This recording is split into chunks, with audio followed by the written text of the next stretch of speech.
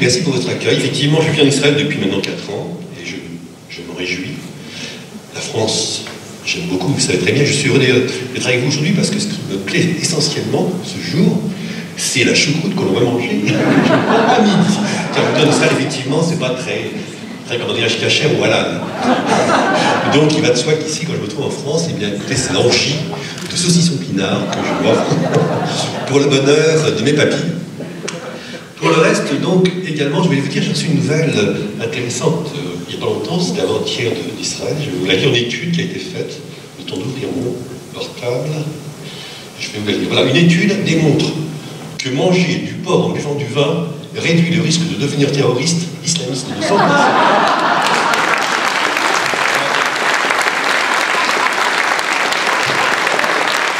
Il s'agit vraiment d'une israélienne la plus crédible qu'on porte à la science, qui provient de ce pays, qui évidemment est la Startup Nation, comme vous le savez. En ce qui me concerne, merci. En ce qui me concerne, je suis heureux d'être avec vous parce que je vois que nos forces se consolident, pas suffisamment bien sûr, mais je me souviens des réunions qu'on avait à l'époque près de la Bourse de Paris. Nous étions moins nombreux, et aujourd'hui je vois qu'on se renforce, mais malheureusement, je crois que la proportion n'est pas suffisante par rapport à la menace qui, effectivement, nous expose en Occident en général, en France en particulier. Et moi, de mon point de vue israélien, 4000 km de Paris, je souffre pour la France, je souffre pour l'Europe, car je vois la montée de l'islam d'une manière irrémédiable et quasiment aujourd'hui irréversible, je le crains, pour arriver à conserver notre culture merveilleuse, gréco-romaine, judéo-chrétienne, et qui est malmenée par nos politiques malheureusement, et qui n'est pas bien défendue par nos citoyens qui, semble-t-il, dans un esprit de charité chrétienne, acceptent de prendre des coups à droite et à gauche sans jamais réagir. Je pense qu'il faudrait que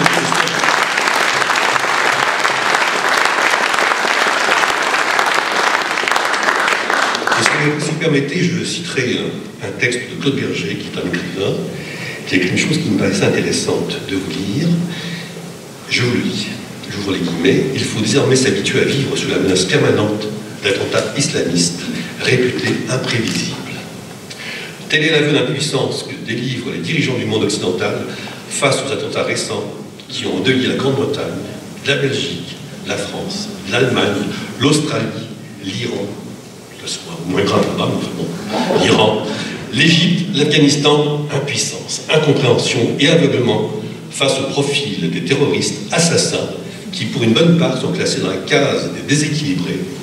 Et il faut bien reconnaître avant tout que s'il y a un déséquilibre quelque part, cela vient d'une source unique qui s'appelle le Coran. Toute personne qui dit le Coran est déséquilibré. Et ça ne se peut pas, ça aggrave la maladie.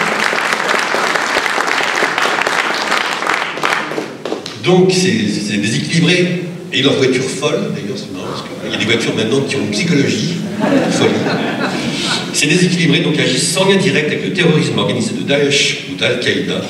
C'est ignorer gravement qu'il n'y a pas de frontière hermétique entre l'islam ordinaire dit modéré et l'islamisme violent, tout comme il n'y a pas de frontière hermétique entre le terrorisme islamiste commandité et le terrorisme islamiste spontané.